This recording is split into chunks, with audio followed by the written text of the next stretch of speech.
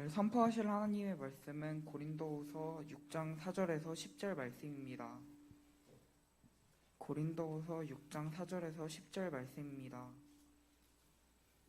제가 봉독해드리겠습니다. 오직 모든 일에 하나님의 일꾼으로 자천하여 많이 견디는 것과 환난과 궁핍과 고난과 매 맞음과 관한 갇힘과 난동과 수고로움과 지지 못함과 먹지 못한 가운데서도 깨끗함과 지식과 오래 참음과 자비함과 성령의 감화와 거짓 없는 사랑과 진리의 말씀과 하나님의 능력으로 이의 무기를 좌우에 가지고 영광과 욕됨으로 그러했으며 악한 이름과 아름다운 이름으로 그러했니라. 우리는 속이는 자 같으나 참되고 무명한 자 같으나 유명한 자요 죽은 자 같으나 보라 우리가 살아있고 징계를 받는 자 같으나 죽임을 당하지 아니하고 근심하는 자 같으나 항상 기뻐하고 가난하는 자 같으나 많은 사람을 부유하게 하고 아무것도 없는 자 같으나 모든 것을 가진 자로다.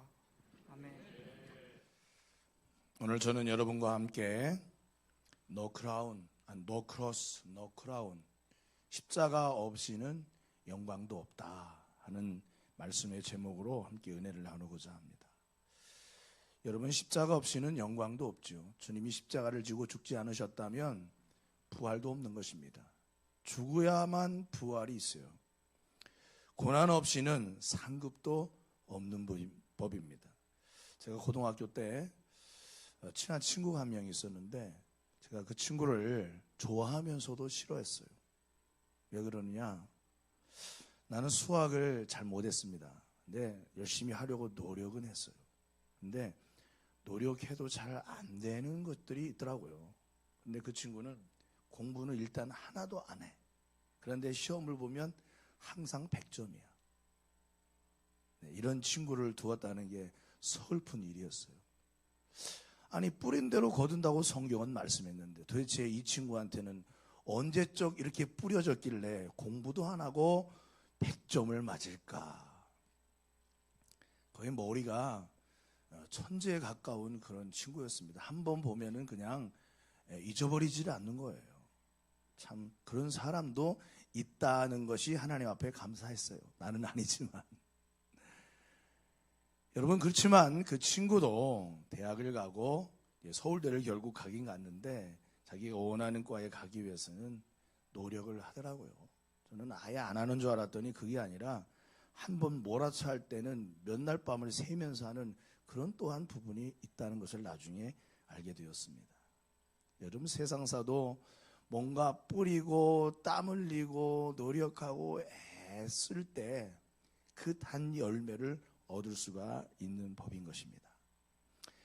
물론 예수님을 믿는 성도로서 살고자 한다면은 이 세상에서 고난 혹은 핍박이 작던 크던 반드시 따라오게 되어 있습니다.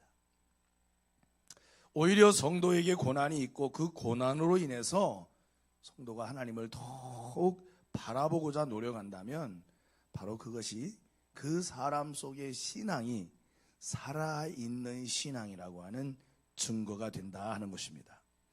디모데후서 3장 12절에 말씀하기를 무릇 그리스도 예수 안에서 경건하게 살고자 하는 자는 박해를 받으리라 라고 말씀하고 있습니다. 그렇기 때문에 예수님을 믿는 믿음의 이유가 여러분에게 어떤 사람에게는 어떤 상황에서 고난과 핍박을 가져오게 만든다면 이것은 우리에게 근심할 문제가 아니라고 성경은 말해주고 있어요. 왜 그럴까요? 우리가 하나님의 자녀라고 하는 것을 반증하는 증거가 되기 때문입니다. 내가 하나님의 자녀이기 때문에 내가 하나님 뜻대로 살려고 하기 때문에 이런 어려움도 이런 시련도 만나게 되는 거구나. 이렇게 생각할 때 아이고 힘들다, 아이고 어떻게 해야 되나 걱정스러운 게 아니라 오히려 감사하고 하나님이 나와 함께 하심을 인하여 기뻐할 수 있는 믿음이 저와 여러분에게 늘 충만하기를 주의 이름으로 간절히 축복합니다. 우리가 경건하게 믿음 안에 살고자 할 때 찾아오는 고난이 몇 가지가 있어요. 첫 번째는 육체적인 고난입니다. 외부로부터 우리를 신앙생활 하는데 큰 방해를 주고자 감옥에 가둔다든지 폭력을 행사하든지 심지어는 죽음으로 몰아간다든지 하는 그런 핍박이 있겠죠. 또 하나 육체적인 고난이 또 있어요. 어떤 면에서 내가 하나님 말씀대로 살고자 할 때는 나의 이런 육신적인 욕망, 나의 연약한 이 육신을 쳐서 복종시켜야 하는 것입니다. 황영주 선수가 마라톤에서 금메달을 딸 때 그를 혹독하게 훈련시킨 코치가 있었어요. 얼마나 심하게 훈련을 시켰는지 황영주 선수가 나중에 금메달을 따고 나서 하는 말이에요. 내가 태백산맥을 그냥 넘어가는데 너무 목이 마르고 힘들어서 지나가는 차가 쌩쌩 지나가는데 그 속에다가 자기를 던져가지고 그냥 죽어버리고 싶다 이거예요. 그만큼 본인이 겪는 그 훈련의 고통이 그만큼 컸다는 것입니다. 그 훈련에 자기를 복종시키고 코치의 명령을 따라가야 되고 자기 의지를 내려놓고 이게 어찌 쉬운 일이겠어요. 근데 믿음의 삶에도 이런 육체의 훈련이 필요하다는 거예요. 기도 생활도 훈련이고 예배 생활도 훈련이고 봉사도 훈련이고, 그런데 이 훈련에는 반드시 육체적인 고난이 따라온다는 것입니다. 그것을 이기고 극복할 때 하나님이 주시는 은혜의 단열매를 맛볼 수가 있는 것입니다. 두 번째로는 사람들로부터 오는 멸시와 모욕이 있습니다. 다른 이유가 아니라 예수님을 믿는다는 이유만으로. 어떤 사람은 그렇게 얘기할 수 있어요. 내가 교회 다니는 걸 알면서도 내 주변에서 교회를 그렇게 비판하는 것입니다. 교회 다니는 사람들 다 사기꾼이다. 교회 다니면 뭐하냐, 세상 즐거운 일 하나 하지 못하고 맨날 교회 가야 된다고 별의별 말로써 교회에 대한 불편한 시각과 시선을 마음에서 막 쏟아낼 때가 있어요. 말로써. 근데 우리가 그것을 변명도 하고 아유 그런 게 아니라고 이야기도 하지만 잘 통하지 않아요. 나는 그냥 예수님을 믿는다는 이유만으로 사람들이 주는 멸시와 그런 모욕을 그냥 때로는 감내하면서 참을 때가 있습니다.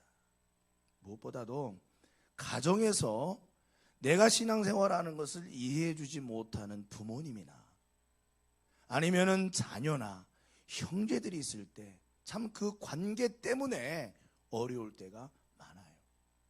거기에서 오는 모멸감과 멸시 등등 있어요. 우리 조선 말에 그리스도 복음이 우리나라에 들어올 때에 사람들이 예수님 믿는 사람들을 예수쟁이라고 말하면서 뭐라고 했느냐, 너희들은 주상도 없고 부모도 없는 아주 그냥 후레아들 놈들이라고 그렇게 욕하면서 저주했어요. 왠 줄 아세요? 제사를 안 드리기 때문입니다. 부모도 없고 조상도 없고. 그러면서 예수 믿는 사람들을 온갖 멸시와 모욕, 불효자들이라고 그렇게 고난과 멸시와 모욕을 갖다 주었습니다. 또 기독교인들이 받는 보이지 않는 하나의 고난 중에 또 뭐가 있느냐, 사회 구조적 문제 때문에 받는 고난이 있어요. 예전에는 주 6일 근무제였습니다. 토요일 오전까지 하고 이제 토요일 날 오후부터 쉬는 거죠. 근데 이제 어느 날부터 주 5일 근무제가 되었어요. 주말에 좀 더 여유가 생기게 된 것입니다. 그러면서 많은 젊은이들이 교회를 다니지 않는 발걸음이, 교회를 다니는 발걸음이 끊어지기 시작했습니다. 왜? 주말에는 야외로 들로 산으로 가야 하니까. 자녀들을 데리고 얼마나 좋은 시간들입니까? 그런데 지금 주 4일 근무제를 추진하는 사람들이 있어요.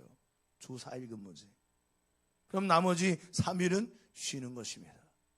주 4일 근무제를 하지만 주 4일 근무제를 해도 주 5일 근무제 이상의 페이를 받기를 원하겠죠.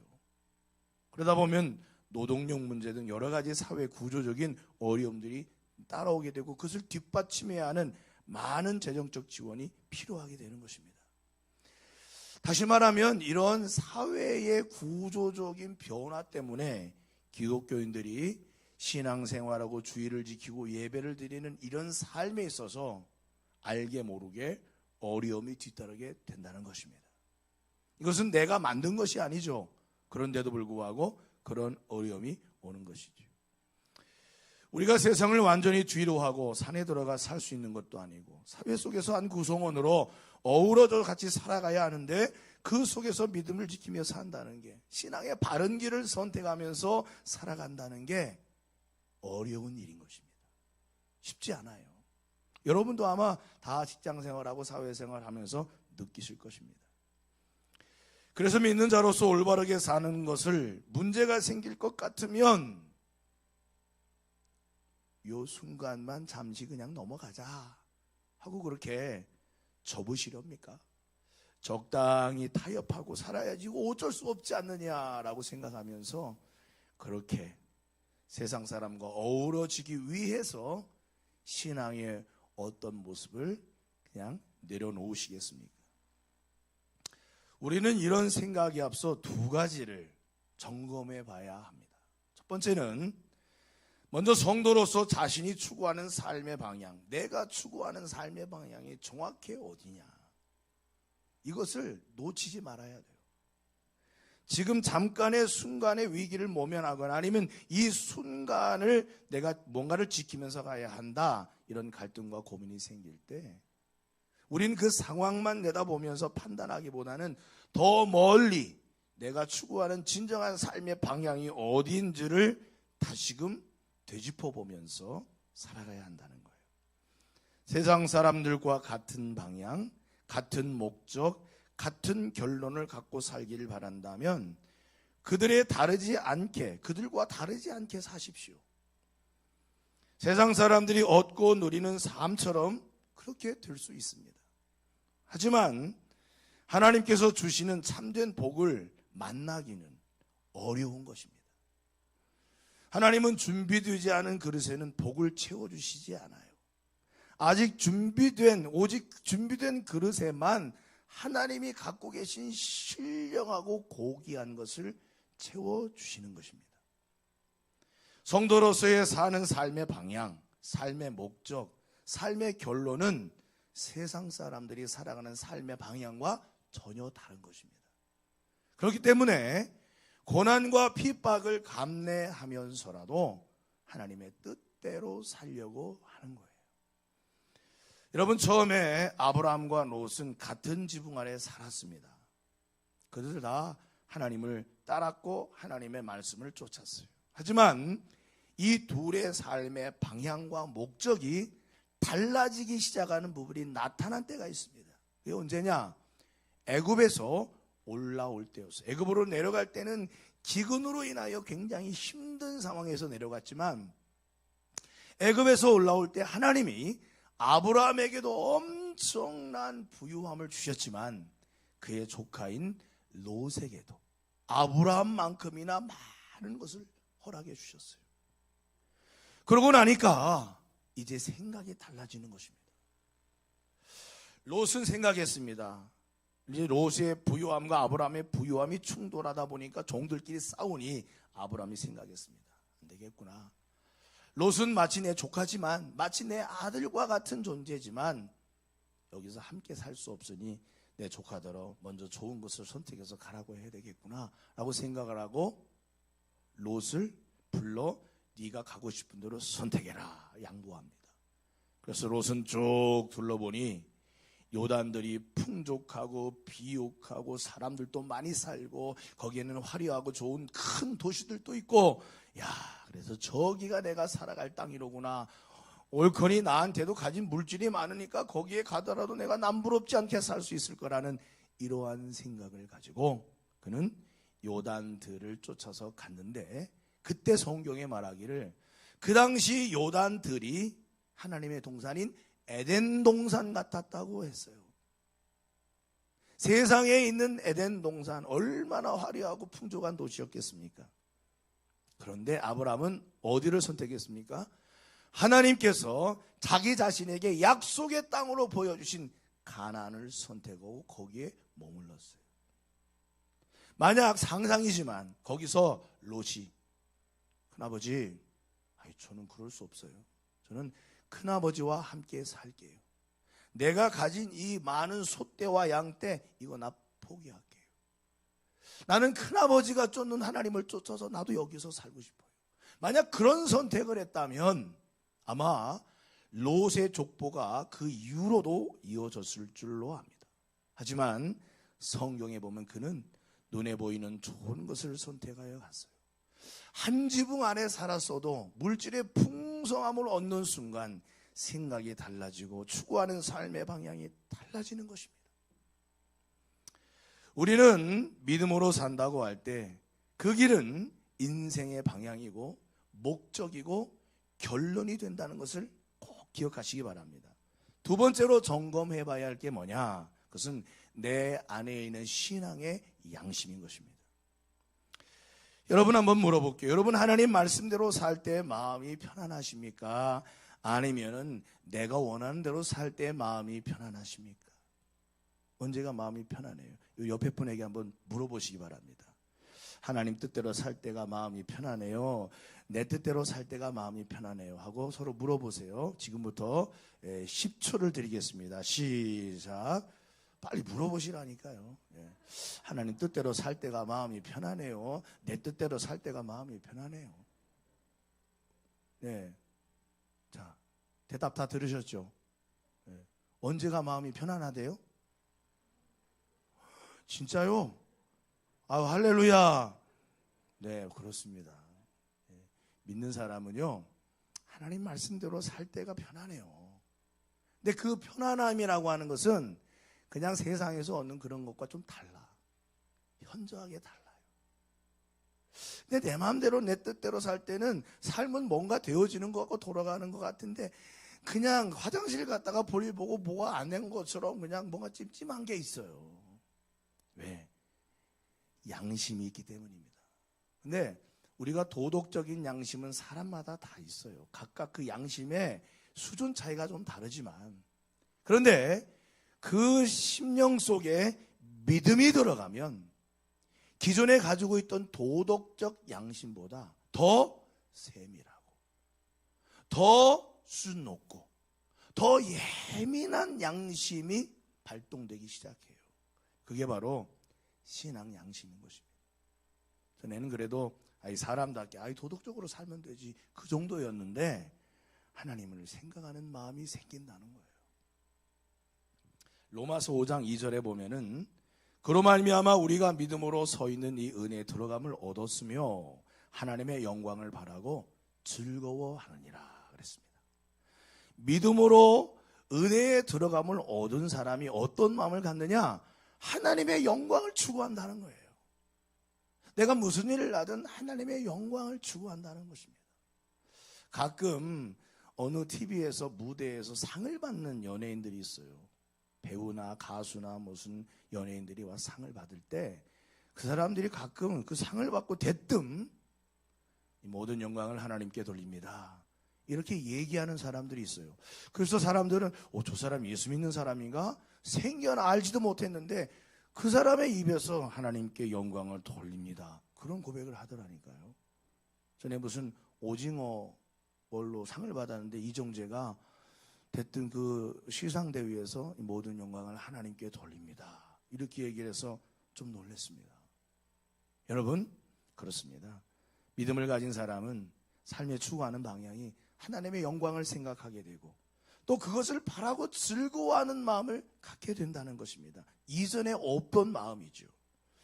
그래서 로마서 5장 3절에 이어지는 말씀에 보면은 다만 이뿐 아니라 놀라운 것은 우리가 환난 중에도 즐거워하나니 라고 말하고 있습니다. 그러니까 주님 때문에 고난을 당하는데 오히려 그것을 즐거워할 수 있다 이거예요. 믿음을 가진 사람에게는 이와 같은 놀라운 변화가 있는 거예요. 세상에 고난받고 어려움 당하는 걸 좋아하는 사람이 누가 있겠습니까? 그런데 주님 때문에, 주님의 이름 때문에, 내가 예수 믿는다는 것 때문에 신앙을 지키기 위해서 받는 고난을 즐거워한다는 거예요. 그래서 고난 당할 때 성도가 그 고난을 이길 수가 있어요. 고난의 길일지라도 그 길을 선택할 수가 있다는 것입니다. 그런데 만약 이것이 없거나 이 신앙 양심이 무뎌졌거나 신앙 양심을 잃어버린 사람은 하나님을 무시하고 자기 마음의 편한 대로 선택하며 사는데 주저함이 없습니다. 그러면 결국 이것이 계속될 때에 양심이 작동을 하지 못하게 돼요. 이것을 성경은 양심의 화인을 맞아 양심이 죽어버린 자라고 말하고 있습니다. 대표적으로 사울 왕을 들 수가 있어요. 그는 처음에 하나님 앞에 겸손하게 왕의 직분을 받아 감당하고자 했지만 점점 갈수록 사울은 하나님을 향한 경외심을 잃어버렸어요. 처음에는 순종하는 척을 했고 반은 순종하고 반은 불순종하다가 나중에는 하나님의 명령에 아예 따르질 않았어요. 나중에는 어떤 현상이 일어나느냐? 하나님이 더 이상 그에게 말씀하지 않으셨습니다. 그러니까 그때부터 하나님과의 관계가 딱 끊겨버려서 자기가 하고 싶은 대로 사는 거예요. 하나님 간섭을 안 하시는 것입니다. 그 인생은 점점점 쇠락의 길을 걸어가고 말았어요. 비록 왕으로서 40년을 재위했지만 그의 인생 끝은 비참하게 끝이 나고 말았다는 사실이에요. 사랑하는 성도 여러분이요, 성도는 고난을 당할 때 오히려 기뻐해야 하는 것입니다. 내 믿음이 고난을 직면하여 내 안에서 하나님 뜻대로 살아야 함을 외치고 있으니 말이죠. 그래서 고난 중에 여러분이 알아야 할 세 가지가 있어요. 이 세 가지를 꼭 기억하시기 바랍니다. 첫 번째로는 하나님을 경외하는 믿음으로 선택을 했는데 그것이 의외로 축복의 문이 아닌 고난의 문을 열 때가 있습니다. 베드로전서 2장 19절에 보니까 부당하게 고난을 받아도 하나님을 생각함으로 슬픔을 참으면 이는 아름다우나 라고 했어요. 말씀대로 살면 축복이 오고 하나님의 역사가 나타나야 하잖아요. 그게 당연한 이치잖아요. 그런데 이상하게도 자꾸만 안 좋은 일이 생기고 고난이 더 많아질 수 있어요. 옳게 하려고 하지만 나는 불공정한 대우를 받을 수 있어요. 베드로전서의 배경에서는 노예였던 성도들이 주인을 잘 섬기려고 노력했습니다. 그런데 이것은 내가 종이니까 노예니까 당신의 수하에 있으니까가 아니라 신앙인 것입니다. 내가 내 주인이고 내가 노예지만 내가 당신을 섬길 때 내가 주님을 섬기는 것처럼 그렇게 하겠습니다. 그래서 그렇게 주인의 뜻을 잘 따르고 그렇게 노예임에도 불구하고 성도들이 이렇게 살아가는 거예요. 그런데도 불구하고 주인이 그 종들의 충성된 마음을 알지 못하고 막 함부로 대하고 부당한 대우를 하는 것이죠. 이때 베드로가 말하는 것입니다. 그런 부당하고 불공정한 대우를 받을지라도 하나님을 생각하고 그 슬픔을 참으면 아름답다라고 했어요. 우리도 세상을 살아갈 때 그런 부당하고 불공정한 대우를 받을 때 화가 나요. 왜 안 그렇겠습니까? 인간인데 당연하죠. 그런데 그 순간에 하나님 때문에 조금 더 인내하게 되면 내가 부당한 처우에 대하여 이야기하고 호소한 것보다도 좋은 결말을 더 맞이할 수 있다는 거예요. 여러분, 다윗은 요즘 우리가 새벽에 말씀 묵상하고 있는데 저는 참 이 말씀을 보면서 은혜를 많이 받는데 다윗은 사울왕에 쫓겨서 죽음의 위협을 수없이 넘겼어요. 그러다가 엔게디 광야에 있는 한 굴 속으로 자기와 함께 있는 사람들이 그 굴 속으로 들어가 피신한 것입니다. 그런데 놀랍게 사울이 화장실이 급해서 그 동굴로 들어와 볼일을 보고 있었어요. 뒤에는 다윗이 칼을 갖고 있는지도 모르고. 이게 사울은 죽은 목숨인 것입니다. 다윗과 함께한 사람들이 다윗을 부추깁니다. 다윗이요. 하나님께서 당신에게 사울을 오늘 붙이셨습니다. 가서 저의 목을, 당신이 이제 왕이 될 차례입니다. 하나님이 주신 기회입니다. 그리고 다윗이 칼을 빼들고 사울의 뒤를 접근하여 그의 겉 옷자락을 싹 빼버렸습니다. 어땠을까요? 왜 겉 옷자락을 뺐을까요? 그때 다윗의 마음에 이런 마음이 발동한 것입니다. 신앙 양심이 찔린 거예요. 마음에 찔려 이르기를, 내가 손을 들어 여호와의 기름 부음을 받은 내 주를 치는 것은 여호와께서 금하시는 것이니 그는 여호와의 기름 부음을 받은 자가 됨이니라 하고 다윗이 이 말로 자기 사람들을 금하여 사울을 해하지 못하게 하니라 그랬어요. 지금 사울을 죽이면 이제 다윗이 도망다니는 도망자의 신세가 거기서 끝나는 것입니다. 끝이에요. 어쩌면 사람들로 하여금 당장의 다윗을 다음 왕이 보위에 옹립할 수 있는 서로의 찬스가 다윗에게 올 수도 있는 계획이었습니다. 그런데 다윗은 사울을 죽이지 않습니다. 못한 게 아니라 안 왔어요. 왜냐? 하나님 앞에서 있어서는 안 될 일이라고 신앙 양심으로 판단한 것입니다. 이 일이 있은 후에 사울을 쫓아나가 내 아버지요 하면서 사울에게 호소하여 놀랍게도 사울과 잠깐이지만 화해를 이루게 돼요. 그러나 이후로 수 없는 죽음의 위협이 사울 왕이 이제 길보아 전투에서 죽을 때까지 계속됩니다. 즉 사울을 죽이지 않은 것은 축복의 문을 여는 것이 아니라 더 큰 고난의 문을 열게 되는 계기가 됐다는 거예요.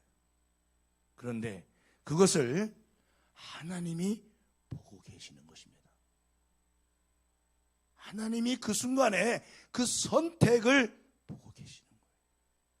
고난의 길인 줄 알면서도 사울을 죽이면은 모든 것이 끝나는 좋은 상황이 될 것을 생각하면서도 그는 하나님 때문에 고난의 길을 선택하여 갔다는 것입니다.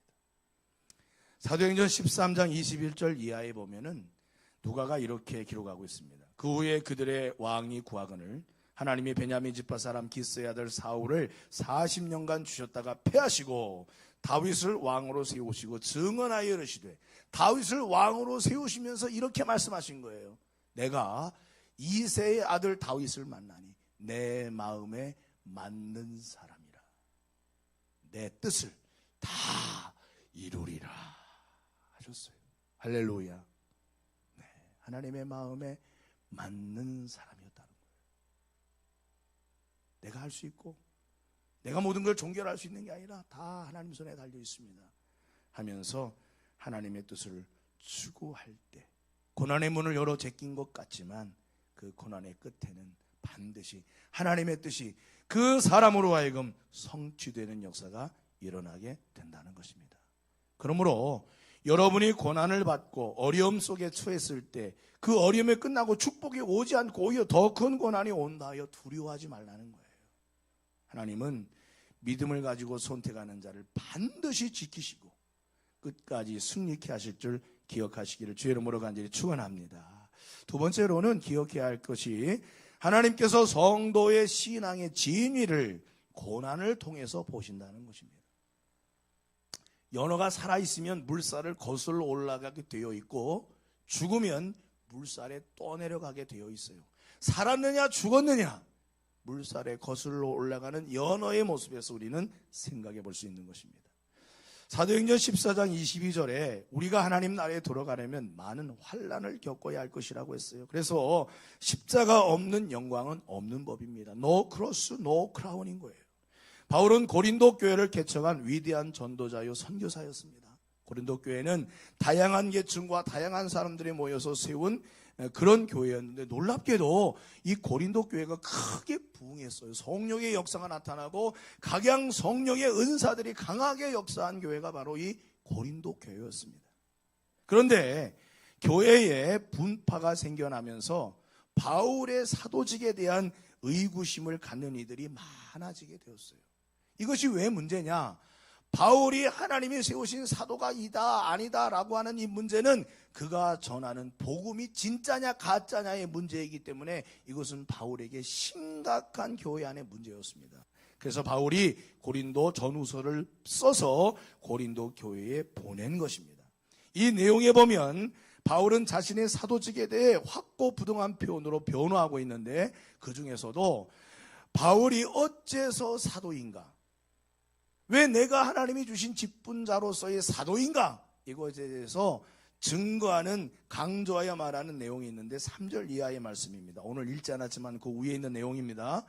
우리가 이 직분이 비방을 받지 않게 하려고 무엇이든지 아무에게도 거리끼지 않게 하고 오직 모든 일에 하나님의 일꾼으로 자천하여 많이 견디는 것과 환난과 궁핍과 고난과 매맞음과 갇힘과 난동과 수고로움과 자지 못함과 먹지 못함 가운데서도 깨끗함과 지식과 오래 참음과 자비함과 성령의 감화와 거짓 없는 사랑과 진리의 말씀과 하나님의 능력으로 의의 무기를 좌우에 가지고 오라고 했어요.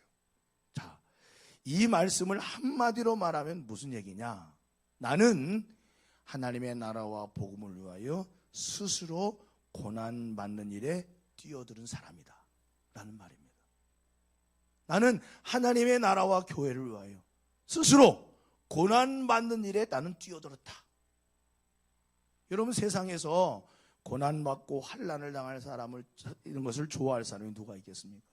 그런데 여기 보면 자천이란 말이에요. 자천. 스스로 뛰어들었다는 얘기예요. 왜 그랬을까요? 무슨 대가를 바라고? 교회에서 주는 어떤 대가를 바라고? 아닙니다. 오직 고린도 교인들 너희들 위하여 나는 고난받는 일을 기뻐했다는 것입니다. 이것이 내가 너희에게 보낸 하나님의 사도라고 하는 증거라는 거예요. 왜 어머니가 자식을 낳을 때 살찌는 고통과 아픔을 감내하면서 낳겠어요? 자기 자식이니까 그렇죠. 내 뱃속에서 나오는 자식이니까 죽을 힘을 다해서 낳는 거예요. 왜 아버지 어머니가 자식을 어렸을 때부터 그냥 학원 보내고 가해시키고 그러면서 투자해서 키워요? 남의 자식한테 그렇게 합니까? 자기 자식이기 때문이죠. 교회의 사도란 교회를 위해서 죽는 것입니다. 성도를 위해 죽는 것입니다. 복음을 위해 죽는 것입니다. 나는 너희에게 사도로서 그렇게 해왔다라고 말하고 있는 거예요. 사람들은 야, 바울이 무슨 사람이라고, 바울이 어떤 사람이라고, 바울을 멸시하고 그랬지만 바울은 말하기를 나는 무명한 자 같으나 유명한 자요, 아무것도 없는 자 같으나 많은 것을 가진 자요, 가난한 자 같으나 부유한 자라 그랬어요. 왜? 하나님께서 그런 믿음의 사람을 인정하시기 때문인 것입니다. 할렐루야. 우리가 예전에 한참 전에 나왔던 영화인데 더 패션 오브 크라이스트라고 하는 영화가 있어요. 이 영화 중에 저 예수님 역을 맡았던 사람이 짐 카비젤이라고 하는 사람입니다. 이 영화의 감독은 우리가 잘 아는 저 카비젤 앞에 서 있는 멜 깁슨이라고 하는, 이 사람도 유명한 영화 배우잖아요. 그런데 이 카비젤에게 이 멜 깁슨이 영화를 좀 출연해달라 그렇게 요구를 했습니다. 이 짐은 아무리 생각해도 자신이 예수님 역할을 한다는 게 말도 안 되는 일 같았어요. 자신이 뭐 대단한 믿음의 소유자도 아니고 그렇다고 성화된 삶을 살고 있는 것도 아니었기 때문입니다. 그러나 고민을 하다가 출연을 결심한 날, 이 멜 깁슨 감독에게 전화 한 통이 왔는데 당신이 이 영화를 찍으면 더 이상 배우 생활을 못하게 될 수도 있습니다. 하시겠습니까? 그랬더니 짐은 가만히 생각해 보니까 이 영화 한 편 찍고 아직도 앞날이 창창한 내가 영화배우로서 수명이 끝날 수도 있다는 말에 그는 몹시 괴로웠어요. 갑자기 다음날 멜 깁슨 감독이 전화 한 통이 왔습니다. 그런데 그 멜 깁슨이 그랬어요. 당신 이름이 어떻게 되냐고 했더니 짐 카비젤이잖아요. 그러면 짐 카비젤은 앞에 이니셜이 J로 시작하고 카비젤 할 때 카자도 C로 시작합니다. 그런데 이와 똑같은 이니셜을 가진 이름이 있어요. 지저스 크라이스트도 J자로 시작하고 중간에 이니셜이 또 C자로 시작해. 멜 깁슨이 깜짝 놀라서 이 카비젤한테 물었답니다. 당신 나이가 몇 살이냐고 그랬더니 카비젤이 33살이라고 그랬대요. 예수님이 죽으신 나이가 33살이잖아요. 그래가지고 전화를 얼른 끊었다는 것입니다. 그래서 야, 이게 무슨 우연이냐, 우연도 이런 우연이 있느냐. 그러다가 이 카비젤이 출연을 결심하고 영화를 찍기 시작한 것입니다. 그때부터 이 짐에게는 말할 수 없는 시련과 고난이 찾아오기 시작했습니다. 어깨가 탈구가 되고, 그리고 주변에서 멜 깁슨 감독을 반유대주의자라, 왜? 예수님 영화를 찍으니까 반유대주의라고 해서 막 공격을 하게 되고, 그리고 카비젤이 채찍을 맞는 그 장면에서 실제로 채찍이 잘못 때려져 등자국 30cm 정도가 그 날카로운 채찍에 찢어지기도 했다고 해요. 그리고 십자가에 못 박히는 그 장면에서는 얼마나 오래 촬영을 했는지 그가 거의 지칠 정도가 됐는데 왼손이 마비되고 막 그래 숨을 잘 못 쉬었다고 합니다. 그래서 의사가 갑자기 와서 이 카비제를 진찰을 했더니 심장에 이상이 생겼다 이거예요. 이 촬영을 계속 하다가는 자칫 잘못하면 죽을 수도 있으니까 촬영을 중단하고 좀 쉬어야 된다고 그랬다는 거예요. 그때 카비젤이 놀랍게도 그냥 영화를 계속 찍겠다고, 뭔가 자신의 마음에 감동되는 그런 은혜가 그를 휘감고 있었다고 그는 간증을 합니다. 그러면서 그 영화를 촬영할 때 얼마나 많은 고충과 고초가 있었는지 계속해서 마치 마귀가 자기에게 속삭이더라 이거예요. 너는 영화를 못 끝낼 거야. 너는 영화를 못 찍을 거야. 네 영화는 실패할 거야. 너가 이 영화의 실패의 주인공이 될 거야 하며 수많은 속삭임이 있는데, 그래 갈 때까지 가보자. 내가 죽더라도 이 영화를 마치리라 그러며 영화를 찍었다고 해요. 지금까지도 패션 오브 크라이스트는 비록 조금 잔인한 장면들이 많지만은 예수님에 대하여 사실적으로 묘사한 영화 중에서는 가장 흥행한 영화라고 평가를 하고 있습니다. 지금도 이 카비젤은 간증하는 사람이 되었어요. 이후로 영화 출연이 사실 많은 섭외가 오지 않았다고 해요. 그런데도 하나님을 간증하는 그런 변화된 사람이 되었다고 합니다. 저도 그 간증하는 영상을 봤는데 메시지가 그냥 부드러운 메시지가 아니에요. 우리의 가슴팍에 찔리는 말씀들을 주고 있음을 보게 되는 것입니다. 사랑하는 성도 여러분이요, 하나님은 성도의 삶의 진위를, 네가 난 정말 나를 경외하는지 고난의 현장을 겪게끔 하시면서 주님은 보시는 거예요. 사랑하는 성도 여러분이요, 우리가 하나님의 축복을 구한다면 반드시 그 축복을 얻기 전에는 고난의 터널을 지나야만 합니다. 고난의 동굴이 아니에요. 터널이에요. 언젠가는 끝날 때가 오는 터널인 것입니다. 믿음의 승리자들이 다 될 수 있기를 바랍니다. 마지막 세 번째로는 기억해야 할 것, 하나님이 일하시면 마귀도 일한다는 거예요. 하나님의 섭리가 나타나기 전에는 반드시 위기가 와요. 이것이 흔한 마귀의 전략인 것입니다. 그래서 못하게 하고 하기 전에 낙심하게 만들고 벌써부터 안 된다, 틀렸다, 절망하고 포기하게 만드는 것입니다. 교회 부흥회를 가려고 하면 다른 바쁜 일이 생기고, 마음을 고쳐먹고 교회 하려고 하면 바쁜 일이 터지고, 뭔가 우연도 그런 우연이 없을 만큼 하나님 앞에 나아가야 할 소중한 시간에 다른 일이 겹치는 경우가 많이 생기는 것입니다. 왜? 하나님이 역사할 때 마귀도 같이 역사하는 것입니다. 하나님의 은혜가 풍성한 에덴 동산에 왜 뱀의 유혹이 있었을까요? 우리는 그런 시련들을 겪고 극복해 나가면서 주님과 동행하는 삶이 되는 것입니다. 만일 우리가 그리스도와 함께 죽었으면 또한 그와 함께 살 줄을 믿노니 라고 로마서 6장 8절에 말씀하고, 누구든지 제 목숨을 구원코자 하면 잃을 것이며 누구든지 나를 위하여 제 목숨을 잃으면 구원하리라 그랬어요. 다시 말해 죽음을 각오하고 고난을 각오하고 희생을 각오하고 주님을 따르는 믿음의 삶이 되어야 한다는 것입니다. 거센 파도가 유능한 해군을 만드는 법입니다. 최후의 승자는 끝까지 인내하는 사람인 것입니다. 우리가 겪는 고난은 동굴이 아니라 터널입니다. 언젠가는 끝나는 날이 와요. 왜 나만 겪는 고난이냐고 불평하지 말고 고난이 주는 유익을 반드시 누리시며 감사하며 묵묵히 믿음의 걸음을 걸어가시기를 주님의 이름으로 간절히 축원합니다. 밤이 깊을수록 새벽이 곧 오는 법이니까요. 기도하겠습니다.